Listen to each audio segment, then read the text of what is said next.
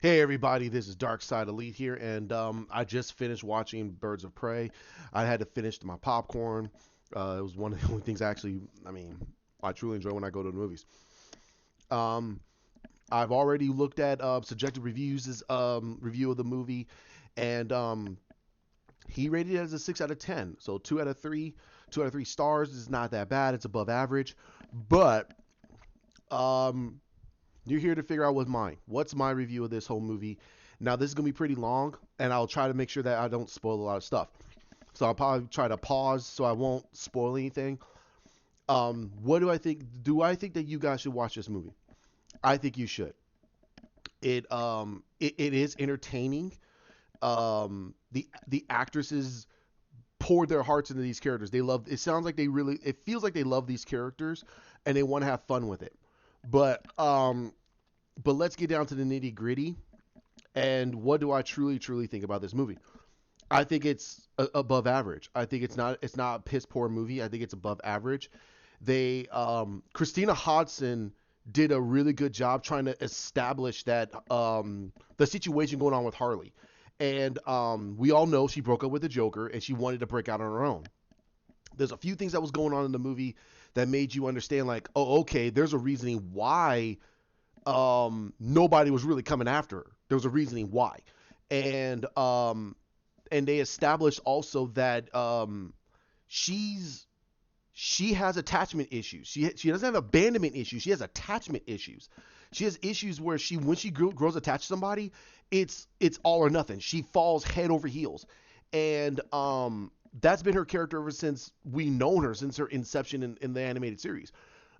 Is one of the things that Batman completely kept trying to tell her about. Like, no, the Joker doesn't love you. He's a psychopath. He's a complete narcissistic psychopath. He doesn't love you. He doesn't care. And I mean, even Poison Ivy, Penguin, Two Face, everybody's been trying to tell her, stay the hell away from the Joker. He doesn't love you.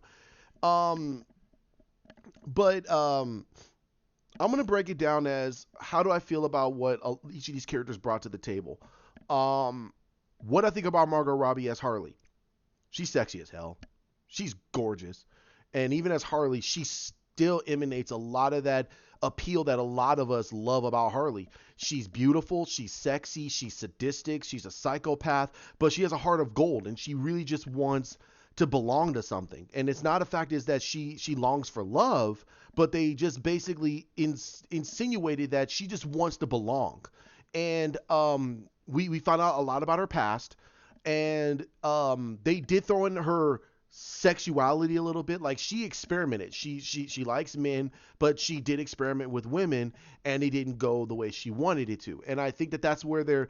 And I didn't feel that was forced. A lot of us should know that about her character. So I personally don't feel like they forced that into the movie.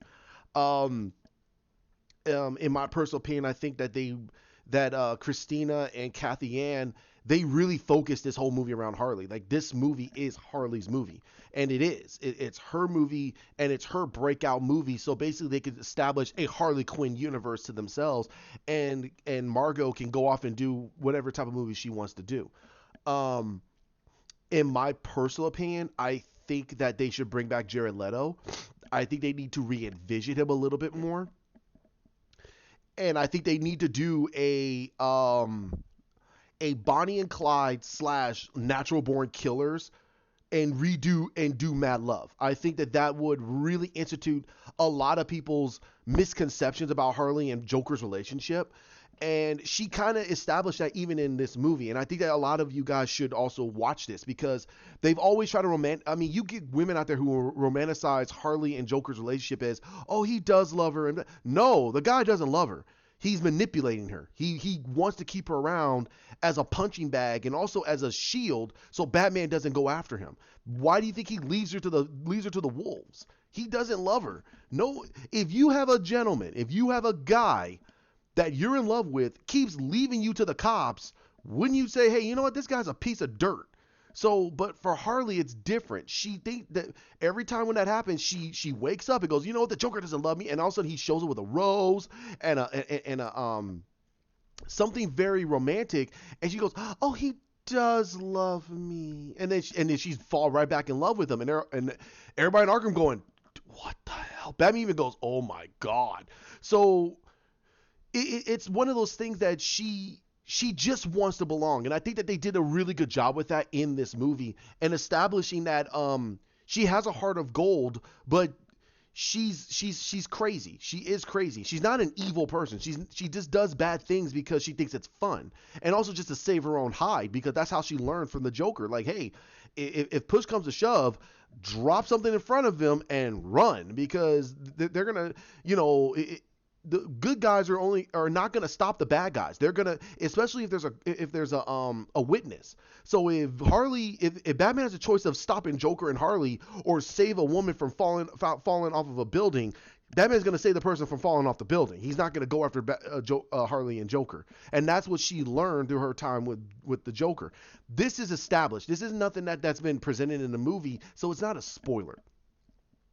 I truly think that they were getting her from her villainous ways and turning her more into the anti-hero because of her relationship with Cassandra Cain. And I think that the actress who plays Cassandra Cain did a pretty good job with what was written.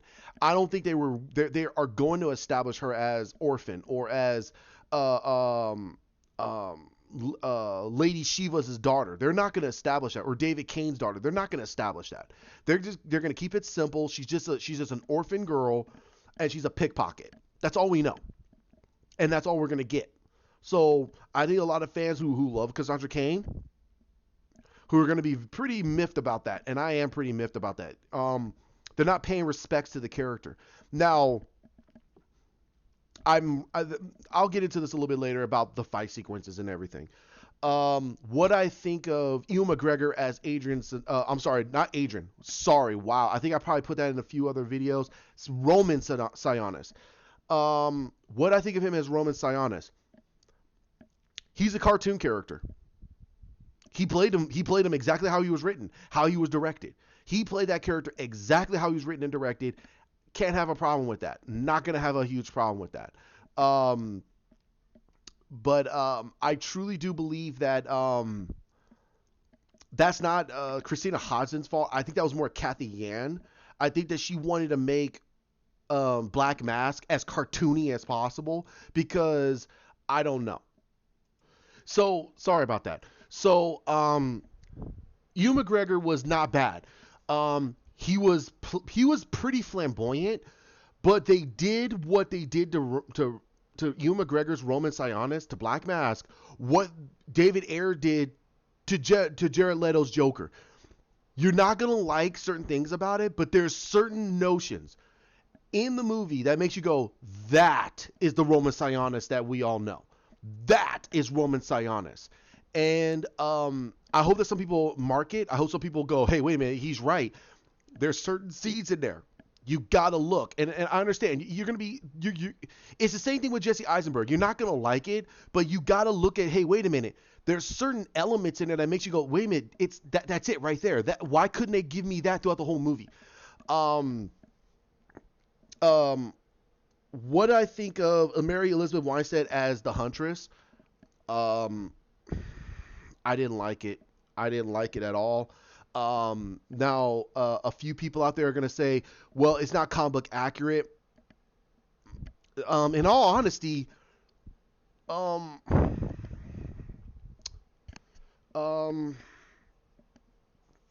it doesn't have to be, comic book accurate. That's what I'm trying to say here. It doesn't have to be comic book accurate. What I'm saying is that it's the same thing like Batman. Bruce Wayne, Thomas Wayne, and Martha Wayne go down into an alleyway.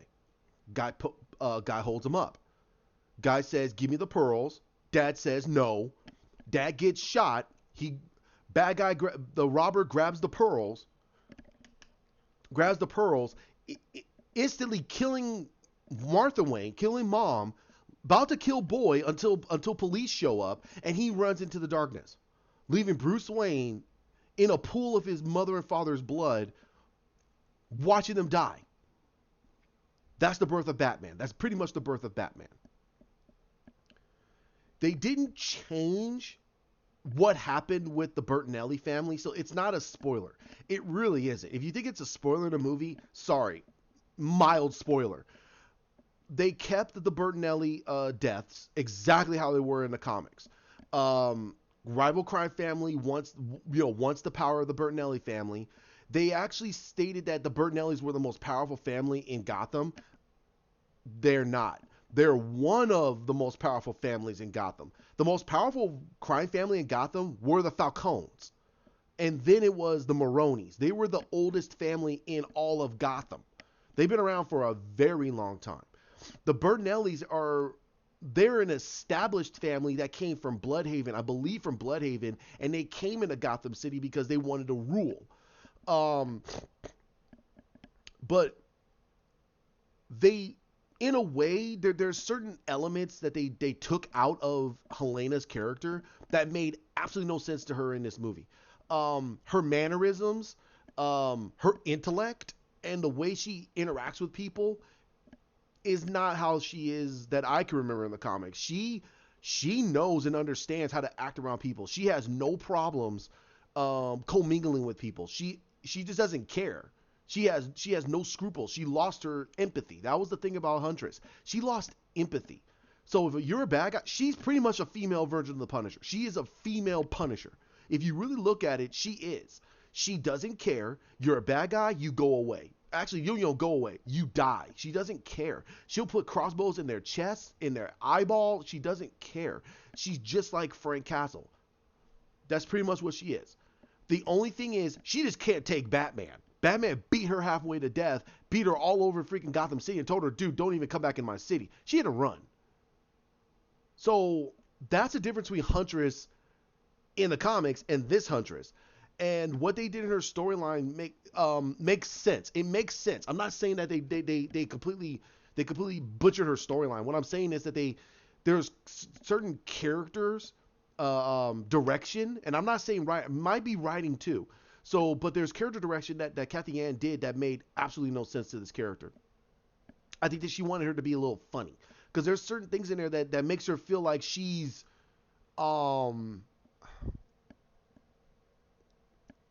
antisocial. That's the thing. Like, she's very antisocial.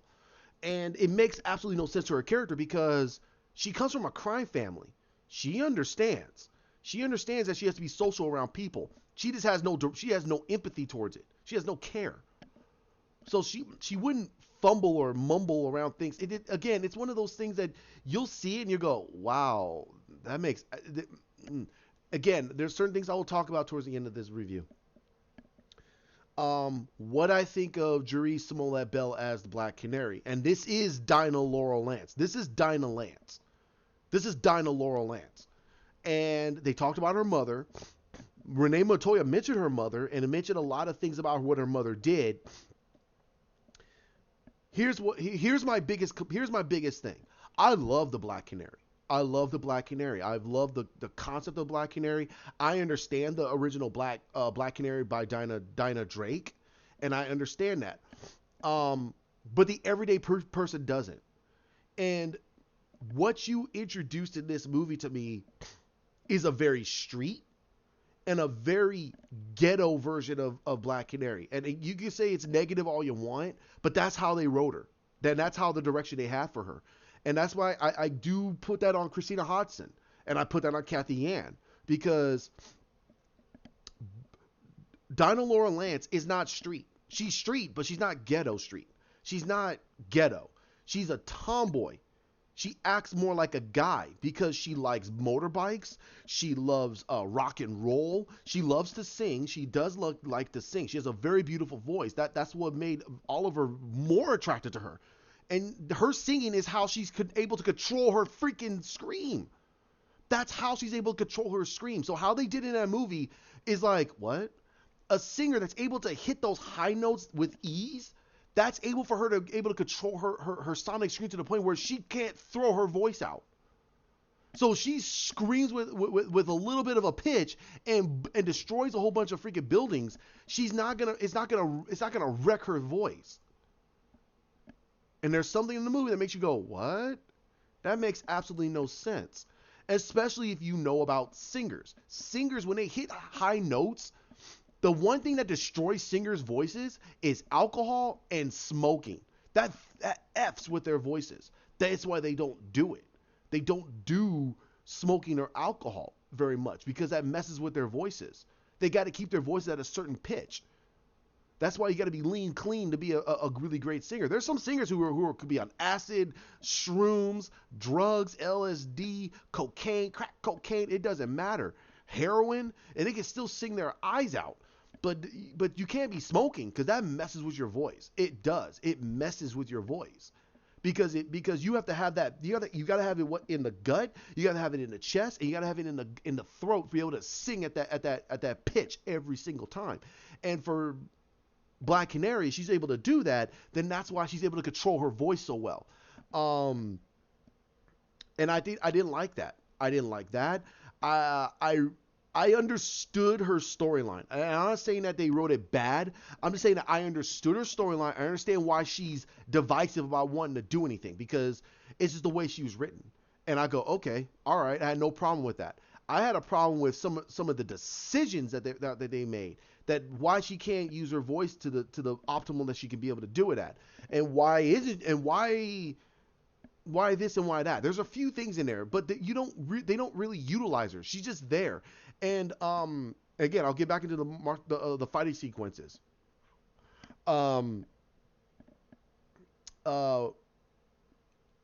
Perez as Renee Montoya. I'm gonna be completely honest. They hit her. That's Renee Montoya. That is Renee Montoya. If you guys go, wait a minute, that makes no sense. No. That is Renee Montoya. One of the biggest things about Renee's character is she's a drunkard. She drinks. She drinks more than freaking Bullock. She drinks Bullock under the table.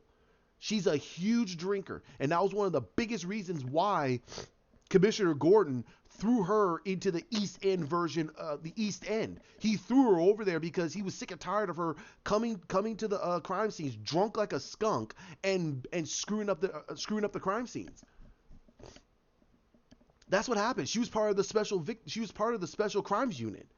Not part of the major GCPD version of where Gordon was. He threw her to special crimes unit. She was part of like going after crime bosses, just regular things that's going on in Gotham. She has nothing to do with going against the Penguin, the Joker, any of the main criminal villains. She can't go anywhere near that. She'll get herself killed. So what they did in this movie, that hit her on the mark. And on top of that, Renee Montoya is not a bad detective. That's one of the main reasons why Gordon never kicked her off the force, is because she's a phenomenal detective. You give her a crime scene, she could decipher it almost as good as any other detective. They showed that she was spot on. She understood the psychopathy of a crime scene just by looking at it. That's a really good detective. And somebody can say, oh, is she supposed to be better than Batman? No! Batman is the world's greatest detective. There's two other people that are way beyond freaking Renee Montoya. One is the Question, and the other is Batman. The next person, the Question, Detective Chimp, and freaking Batman. They're the three greatest detectives in all of DC. Renee Montoya is like number 7. I mean, Gordon is like number 8. She's better than Gordon, and Gordon has had years on the force, and Renee Montoya can decipher a scene very easily. So they did a really good job with it. I think that Rosie Perez hit the mark. She looked like an older Renee Montoya. She acted like an older Renee Montoya, and we never got into her sexuality, which is fine. We don't really need to worry about all that because her story was basically being the go-between. The way they wrote her, it was almost like she was the Inspector Clouseau of this whole freaking movie. And I'm not saying it in a very bad way. What I'm saying is that you think that she's not there. Like, who the heck cares? You're looking at more at Harley. And that was the whole thing about Inspector Clouseau.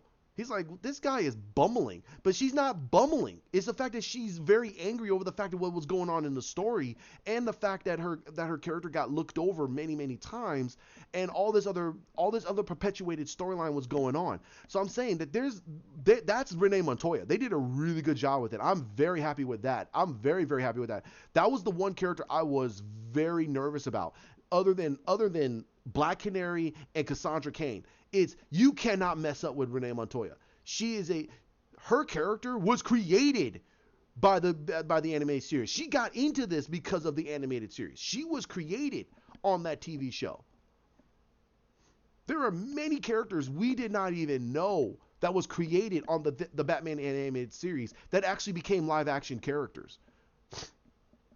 I'm sorry. People go, no, she's been around for a long time. When was her inception? 1993. That was during the Batman animated series. She has not been around since in the 80s. She was created in the 90s as another female on the force, and she's Hispanic. She's very Latino.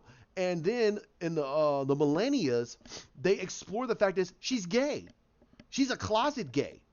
And she's been drinking because she's angry at herself because she could never explore her sexuality.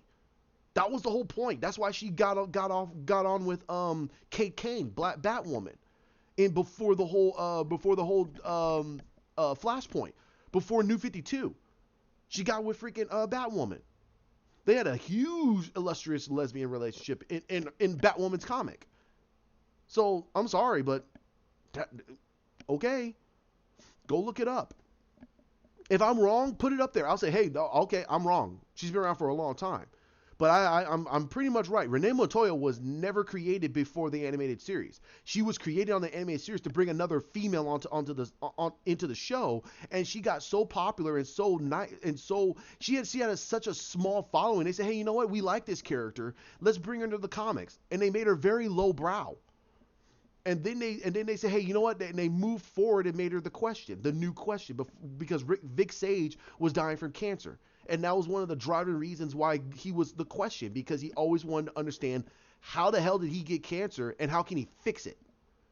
It's been his driving force ever since his creation during the whole Charleston comics age. So, what did I think of Victor Zsasz? Forgettable. The actor did a good job. There again, it was one of those right there. There was an instance in the movie that made you go, "That's Victor Zsasz." The rest of the movie, he was completely forgettable. Who the heck cares? He was a thug, and Victor Zsasz is not a thug. He's actually in a nice way, he's a cockroach. You can stab him, you can actually shoot him. That dude will always find a way to come back. He'll have a bullet hole right there, and he'll stitch the bullet hole and fix the skin so he can actually put a scar there. He's nervous. He has to have a scar. Everything has to be perfect on his body. That's his itch. He has to kill people.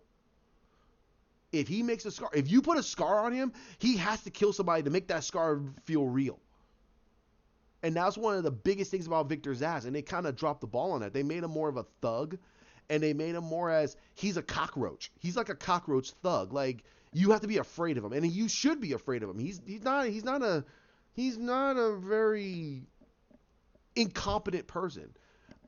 In this, they made him incompetent. They made him like, I don't want to get into that story because there's some things that they talked about in the movie about Black Mask and Victor Zsasz, and it makes me go, oh.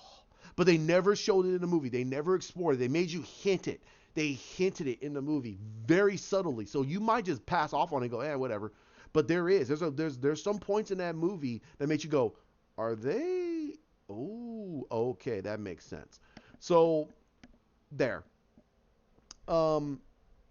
Okay, let's get into what do I think of the fight sequences.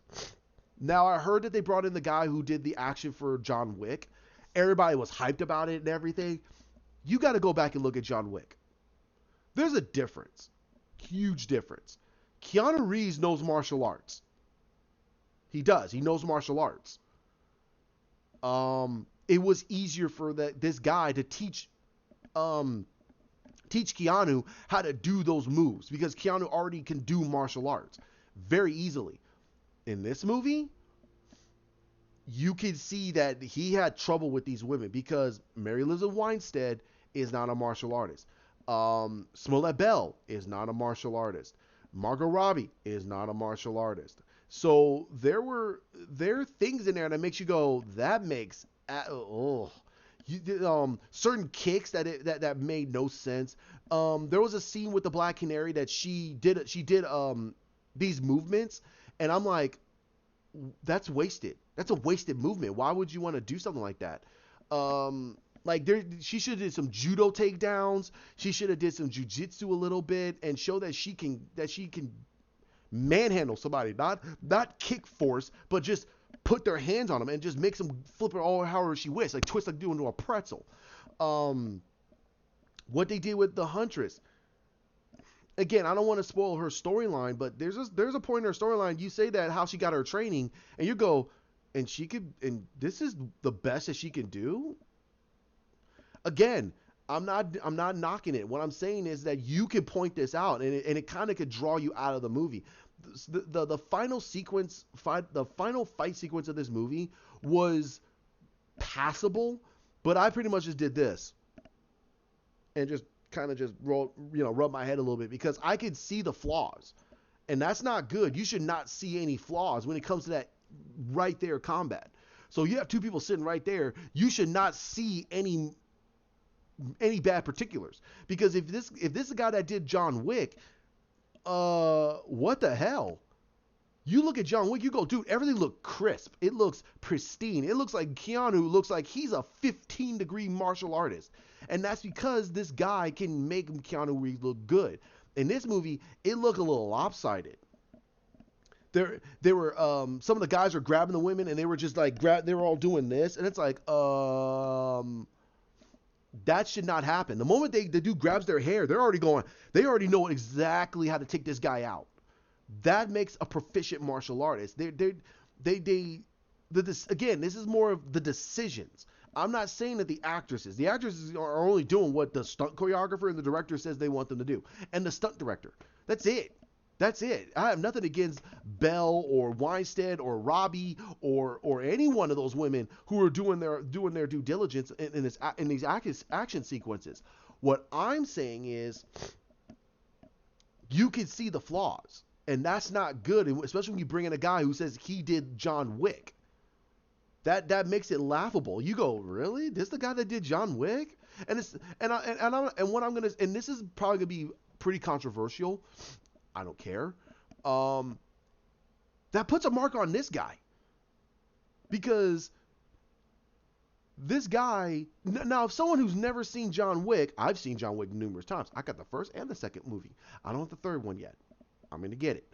But for, let's say, someone has not seen that movie, this is the guy who says he did John Wick, and he goes back, huh? I'm sorry, but what the heck do you mean by that? What the heck do you mean by that? This guy, the action looks piss poor. Or if someone goes and sees John Wick, they're gonna go, what the heck? This is like night and day. That's the problem. That's the thing that I'm trying to establish here, because I'm not putting it down on the John Wick guy. What I'm saying is the stunt director and the stunt choreographer, they need to, what the heck happened there? Because you brought in the guy who did John Wick, and the final sequence when they're fighting a room full of men, and they're doing this truly half-ass amount of fighting. They're tumbling over things and dodging moves, and it's like, wait a minute, this is Black Canary, this is the Huntress. These guys, they can stand toe to toe against a lot of people. Black Canary can take out a room full of men, like not even stressing about it. You just established she could take out two guys and not even much stress about it. So why is she tumbling over things, swapping with a baseball bat? That makes no sense. It makes no sense. I'm sorry, it really doesn't. The fight sequences with Harley looks spot on. It looks spot on. She does a lot of cartwheel flips. When she takes a punch, she flies backwards. It's like, dude, she's not superhuman. I mean, if this was Harley, who was with Poison Ivy, I would say 12 years ago. No, not even that. 20 years ago? No. No, her first conception, this is 2020, so 20 years ago. Yeah, 20 years ago. If this was the Harley 20 years ago, who's with Poison Ivy, they're already having their girl time. And I'm not saying they're having their lesbian affair, but I'm saying they're having girl time. They're basically together, and they're having their little girl Thelma and Louise type of situation in the comics. The thing about what Poison Ivy did is she gave her the same derivative that Poison Ivy has. She gave her the immunity to poisons, all poisons, every poison known to man. She's immune to it. She gave her heightened regeneration. so she can heal faster than normal. Heightened speed, strength, agility, everything up the wazoo. That is one of the main reasons why she could take on Batman. It's one of the main reasons. That's why I had no problem with her able to take punishment like nobody's business. Joker couldn't do that to her body. But the New 52, they did that. They made her dump into the same vat of chemicals as the Joker, but it had a different result. It enhanced her ability, and she became hyper psychotic. So when she goes into her psychotic mode, she's unstoppable. That is the reason why she's almost like a Deadpool type of character. She just destroys everything in a wake. She has enhanced strength. But in this, I had no problem with it. I go, yeah, she's just a regular person, just had her skin changed and just made her hyper psychotic. That's it. She doesn't have any enhanced skills. I mean, enhanced abilities. She already knows some physical martial arts, and that's what they did. They made her where she can defend herself pretty well, but when she gets a weapon, she swings for the fences and you get screwed. They did a really good job with it. I was very happy with her fight sequences. I had no problem. That's where I know that the guy who did John Wick helped with those scenes.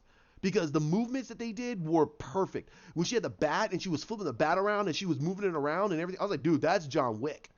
That's John Wick right there. No problems.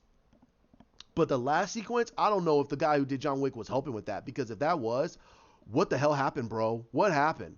Did you and the stunt director have a falling out? Or did you go to the bathroom and he said, yeah, we're going to change all that. We're not going to do all that. I don't know what the heck happened. That was weird. That fight sequence, the fight sequence at the very end in the carnival, oh my God. They were fighting inside of the funhouse basically. And that fight sequence did not feel smooth. It felt weird. It felt weird for these three women who know how to fight, and the only one that was actually fighting exactly how they're supposed to fight was Harley. Huntress was doing a little bit better than what they were doing with Black Canary. It felt like Black Canary was just all over the place. And that to me was terrible. Terrible. Terrible. What do I like about the character designs? I think I actually like Harley's was really good. Cassandra Cain was, man, she was just basically a teenage girl. That's all she was. Black Canary, forgettable. I mean, she's wearing tight pants, tight shirt. Her TNAs are kind of being exposed. Whoopie freaking do. I mean, whatever. I mean, she's forgettable in this movie. Huntress, okay. I mean, she has the end of it, the designs for their new suits. Me give up. Whatever. It's a whatever to me. I don't care.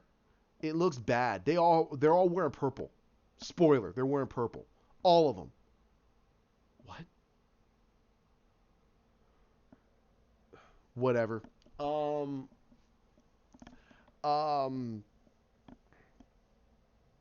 The rated R.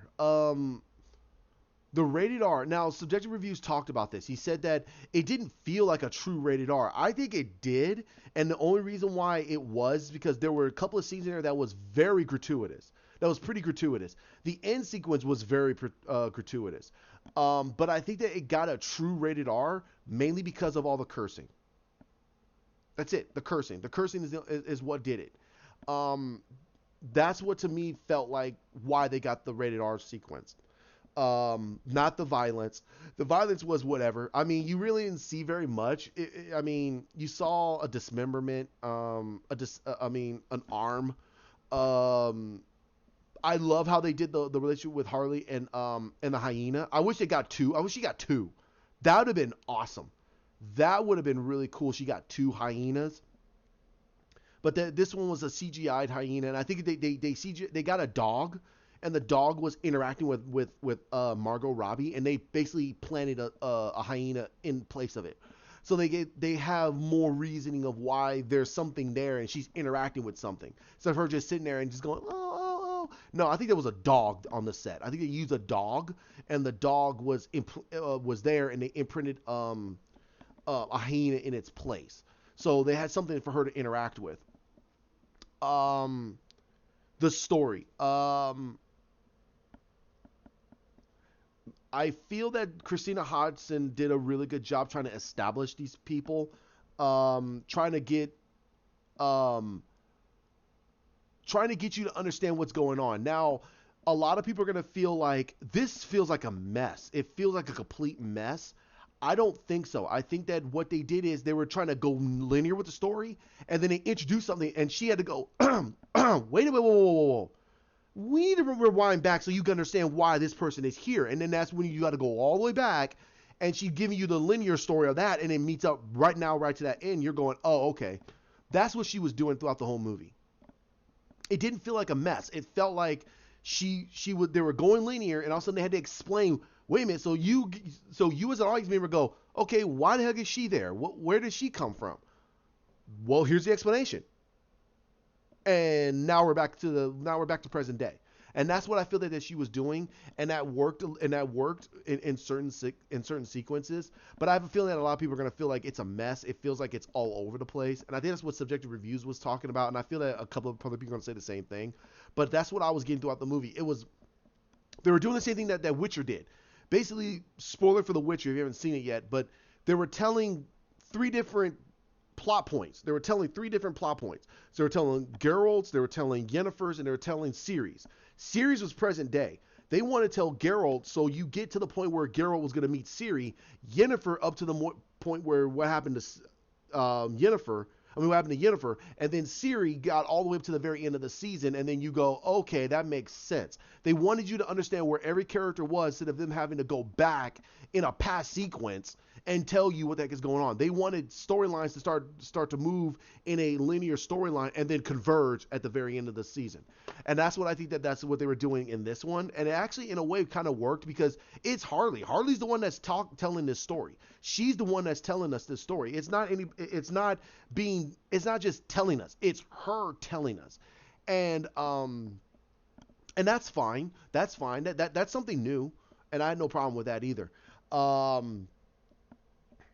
How did I feel about the concept, storyline, and design of a Roman Sionis? I didn't like it very well. The way he was acting felt very, very Batman and Robin. He felt like a caricature. There were certain points that made you go, oh my God, move forward. He's useless. Get rid of him. And other parts made you go, finally, we're getting that black mask. And then we get to the end, and then everything falls apart for Roman Sionis towards the end of the movie. Now let's talk about a few things. There's a few things in here that I said in my previous video about what I'm hoping for and what's the reality of it. My biggest complaint that I was hoping that they were to explain is, where the hell is Batman? They never explained Batman. Never touched it. You're telling me Renee Montoya is not going to mention Batman? No one in town talks about Batman? And then on top of that, there was no power vacuum. It was Roman Sionis Roman Sionis is the godfather of all of Gotham City. I'm like, where's the Penguin? Where's Two-Face? Where's the Riddler? Where are these guys?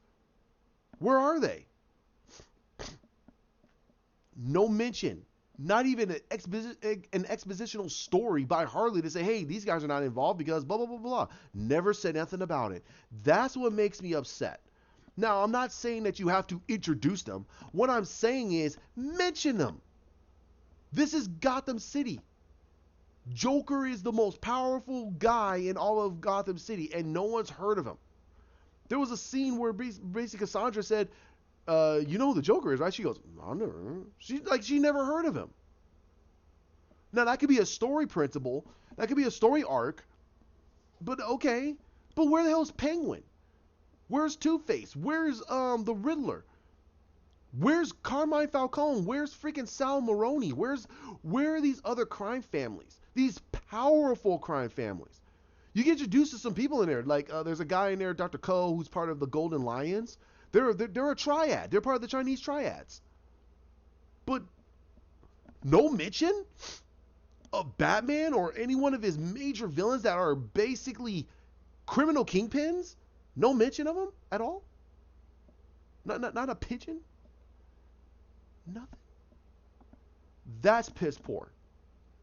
I'm not saying that we need to devote a scene to them. What I'm saying is devote at least 5 minutes of an installation by Harley. Where the heck are these villains at? Where are they?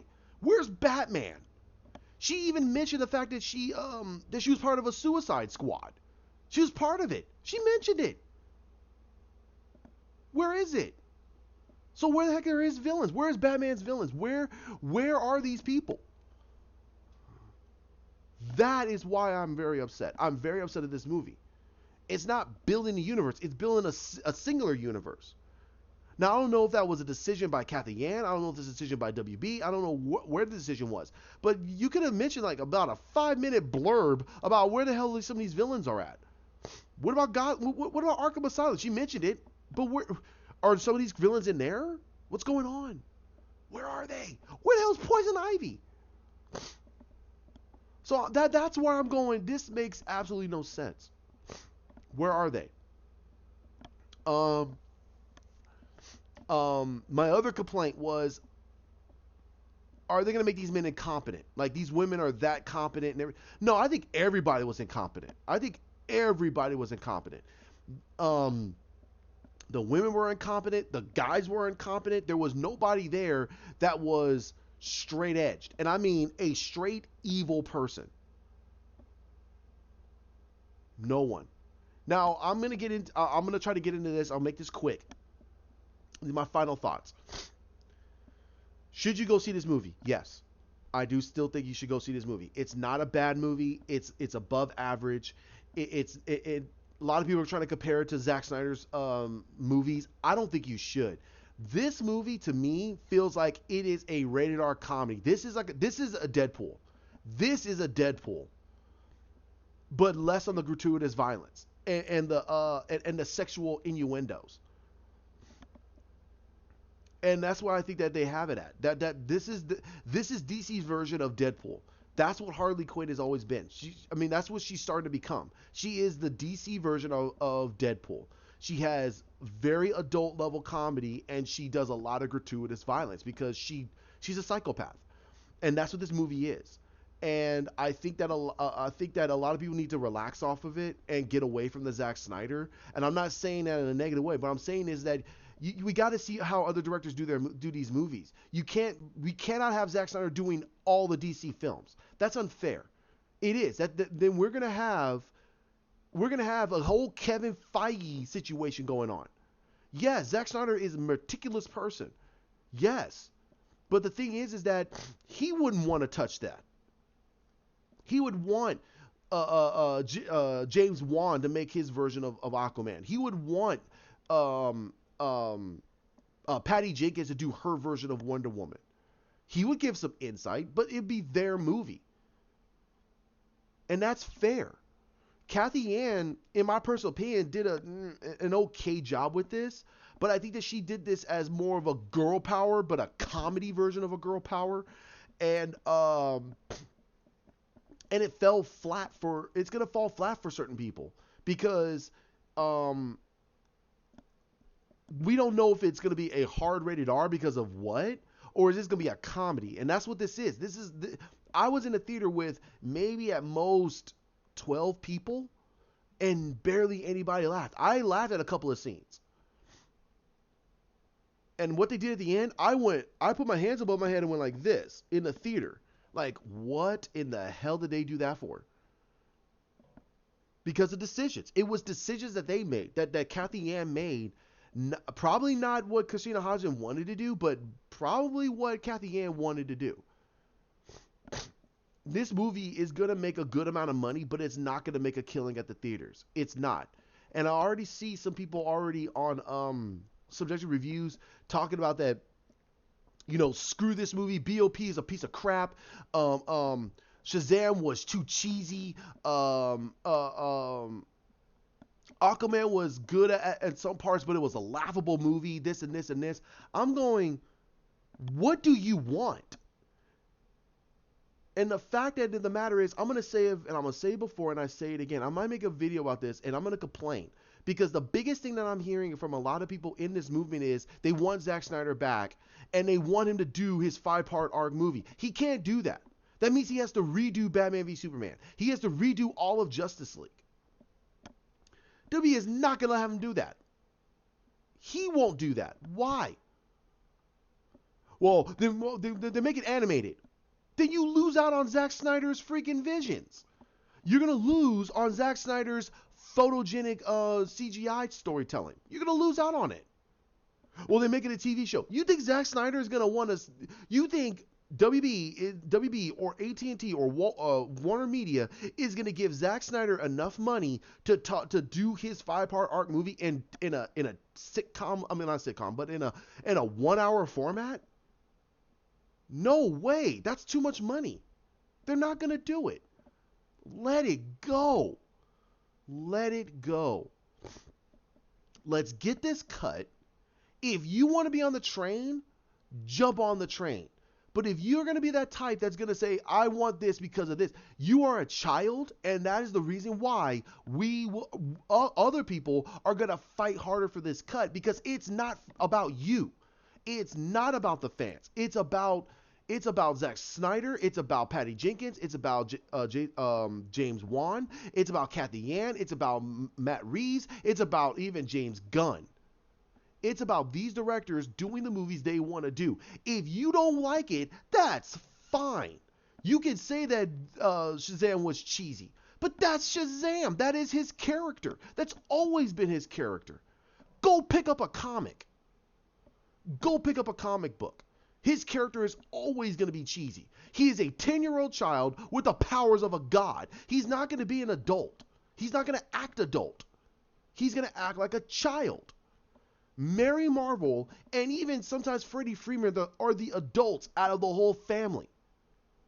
They keep Billy grounded so he doesn't go too fantastical, too out there with his powers. Let it go. Let it go. If you're going to sit there and say that Aquaman 2 was laughable, then you're laughing at Jason Momoa's hard work. You're laughing at Patrick Wilson's hard work. You're laughing at Yahya Maheen's hard work. You're laughing at these people's hard work. You got to make concessions. If you're going to sit there and say that, hey, I'm not doing this because it goes against my principles, they're going to say, okay. They'll fire you on the spot, and they're going to do the movie they want to do. They'll do this movie with or without you. My complaint is, and you could try to throw my words back at me like, oh, then what the heck are you talking about with Zack Snyder? I say that he should have fought. He didn't fight. He just went, and walked away. Like I said, I blame everybody for Justice League. I don't blame just 1 or 2 or 3 people. I blame everybody. Everybody should have came together and told Toby Emmerich and Kevin Tsuchihara, go fly a kite. We're doing the movie we want to do. And if you don't like it, we'll all walk. And look how bad it would be when Jason Momoa walks away from Aquaman. That movie made $1 billion. It made $1 billion. It may not be your cup of tea. That's fine. Birds of Prey for me is not my cup of tea. I watched it for Margot Robbie and I watched it for Ewan McGregor. They gave great performances. Margot Robbie still emanates a great Harley Quinn. Ewan McGregor was a good Roman Sionis for that movie, for the way he was written. But if you put this version of Roman Sionis in Snyder's universe against Ben Affleck's Batman would pick him up by his head and throw him through a wall. He wouldn't care. Victor Zsasz would run. He would run. He wouldn't be like, oh no, he'd be gone. He would be beating feet against Ben Affleck's Batman. So don't tell me and don't jump on anybody else's channel and sit there and complain that you're not getting what you want, so screw them. Okay, then we're never going to get the Snyder Cut. Stop the complaining. If the movie's not your cup of tea, say, hey, you know what, the movie's not my cup of tea, the trailers didn't get me, I'm going to have a hard pass. Okay, that's great. Hard pass. What I'm saying, and like Suggested Reviews just said, if you're a DC fan and you really want to, and this movie got your interest, go see it. If you want to hold on to the fact of, hey, I just love Margot Robbie. She has a nice tight. You want to? It doesn't matter. It doesn't matter. If you can find whatever, you can even like Smollett-Bell as the Black Canary. You can like her. That's perfectly fine. And she's the reason why you want to go see the movie. That's great. That's great. I'm glad that you got something out of this. I want better storytelling. I want better character designs, and I want better representations. Better representations. I don't want pandering. I don't want a black canary because, you know what, who cares? No, I care. I'm paying my hard-earned money to want to watch the character that I really like. I love the Black Canary. I have huge respect for Huntress's character. There was at least 2 women in that movie that could have made a better Huntress just by design alone than Mary Elizabeth Winstead. No disrespect to her, the way that she wrote the way they wrote her character, it fit. She worked it. She did a really great job. I'm saying the acting was good. The direction and some of the writing was terrible. The dialogue was okay. There's certain things in there that fell flat on comedy. Like I said, the only thing that really held this movie together like glue was Harley. Because it was her movie. It had nothing to do with the other 4 women. Had nothing to do with them. They could have took out Black Mask and put in the Penguin. It wouldn't have mattered.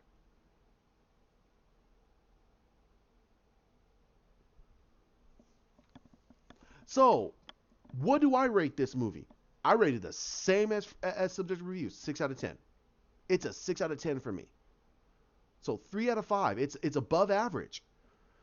It's above average movie, but I still love Margot Robbie as Harley. She emanates it.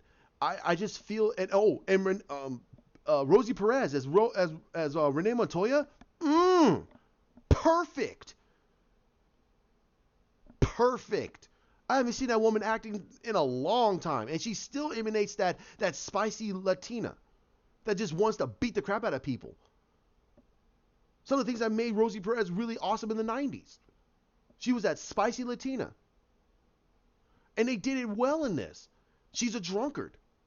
And that's what Renee Montoya was. She was a drunkard. They did it right.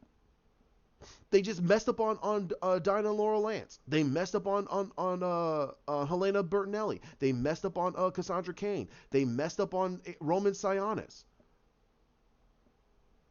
But like I said, there's parts in each and every one of them that's them. The only one they got completely, it felt like you didn't even need to put that character in there, was Cassandra Cain. You could have put little girl number 15. My name is Lily. Who cares? It doesn't matter. It doesn't matter. There was nothing from the comics that represented Cassandra Cain in this movie. It's like she's a fresh made character. Like I said, it's gonna make a lot of fans very upset because I love Cassandra Cain's take on Orphan and also as Batgirl. She was badass.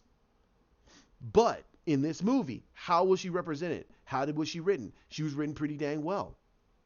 But her character was a little jumbled in certain ways. We know nothing about her. And that's why I'm saying is, if there's things in this movie, in the trailers, that actually make you want to go see the movie, go see the movie. Go see it. Don't worry about what any people say. Get something that you can out of it. If you feel like it was a waste of your 2 hours, it's a waste of your 2 hours. That's fine. That's okay. That's the whole point of subjective movies. Not everything's going to be appeasing. To me, this movie was above average. It's not bad, but it's definitely not good. Do I rate this better than Shazam? Hell no. Shazam, to me, was an 8. There's certain things in there I was like, oh, I wish they did this. I wish they did that. But that movie, when it got down to the core of the characters, it's better. It's really good.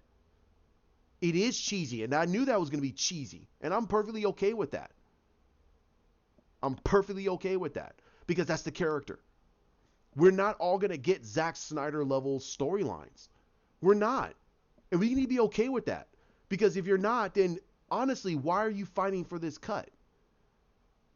Why are you fighting for this cut? I'm fighting for this cut because I want Kathy Ann to be able to tell me her story. If I like it, great. I want to see more of it. If I don't like it, then hey, you know what? Let's try again. Let's try with somebody else in charge. And I'm telling you right now, in my personal opinion, Kathy Ann needs to get onto another project. They need to get somebody that really, really understands these characters. And I'm not saying you need to do it exactly by the books. I'm not. What I'm saying is, if you got character A that's supposed to be a ruthless vigilante that has little to no empathy, okay, then why are you making her a buffoon? Why are you making her say the most dumbest things out of nowhere? That makes absolutely no sense to her character. She should be a silent killer. Keep her quiet. She says a few things here and there. They made her into a goof. Black Canary. Okay. But why the hell is she a singer if she can't control her freaking voice? And that's what they did. They made it where she cannot control her voice. Then why make her a singer? Because that means she'll blow everybody's freaking eardrums out. That's the whole point of singing. You're able to control your freaking vocal cords. But like I said, the glue that held this movie together was Harley. Harley was phenomenal. Margot, I'm telling you right here now, I think Margot is going to have a phenomenal career with this character. I think she's going to be this character for another decade before she kind of just passes off this role to probably a younger girl. And I think that a lot of us should be appeased that she's willing to go this length to actually bring this character to light. Now, her production studio helped with this movie. So again, I think that this movie is going to make a good amount of money. It's not going to make a box office killing. I'm sorry, it's not.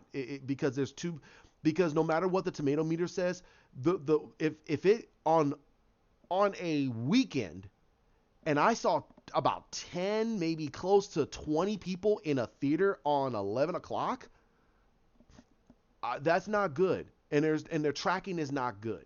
And I don't think people should be jumping up and down saying, "Oh man, finally, blah blah blah." Now they could change their direction.